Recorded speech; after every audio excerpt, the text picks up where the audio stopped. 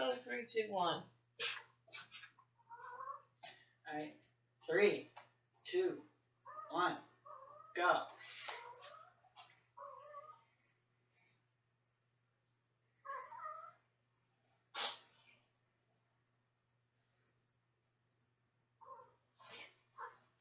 There we go.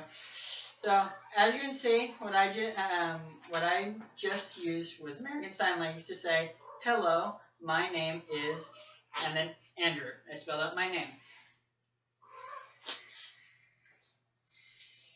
You might have seen it before, especially if you were at presentations or at political rallies. You've probably seen an individual doing the sign language off to the side of the speaker. And it is a very important skill, and I'm going to tell you why it is. I'm going to tell you why it is so important for you to learn. So, according to the National Institute on Deafness and Other Communication Disorders, sign language developed from local sign languages, as well as the much older French sign language. Now, American Sign Language is particularly distinct from English. It, rather than use of tone and punctuation, there's high importance on non-verbal communication, such as, of course, hand gestures, but also body movement and facial expressions. Rather than punctuations and there's no tone of voice, facial expressions are your tone of voice.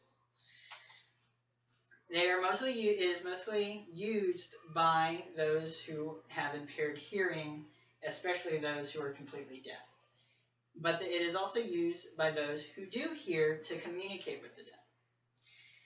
Its distinction from English is largely due to the fact of grammar. There's many aspects that are different simply based on the fact that it is a nonverbal language. According to the CDC Vital Health statistics of 2014, 11% of Americans, about 37 million Americans, have impaired hearing of some kind.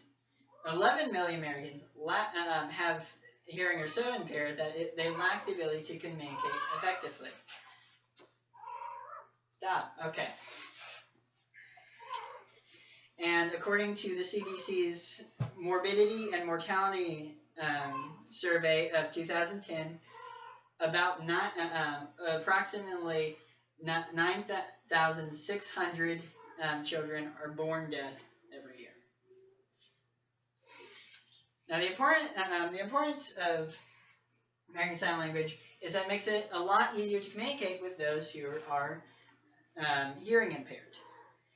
That is particularly useful if, let's say, you work at a nursing home where the elderly are most likely to be hearing impaired, or maybe you work in retail, such as myself or my mother, and, in which you might have a guest or a coworker who is hearing impaired.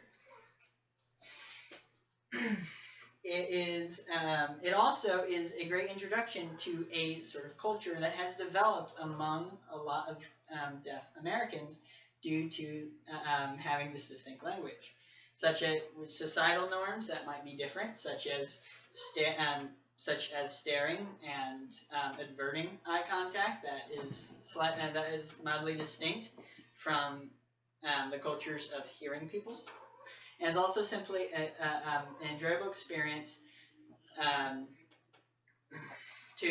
for self-improvement and to just learn a new language. If you don't want to learn a spoken language, learn American Sign Language. It's actually a lot more useful. Now, if you do want to learn more, I posted up on the board on my little laptop screen here. If you want to learn more about American Sign Language, you can check out the National Institute of Deafness and Other Communication Disorders, as well as the National Association of the Deaf. Now, if you want to learn American Sign Language, you might want to check out Sign Language 101, which is a website full of tutorials, which is how I'm learning sign language.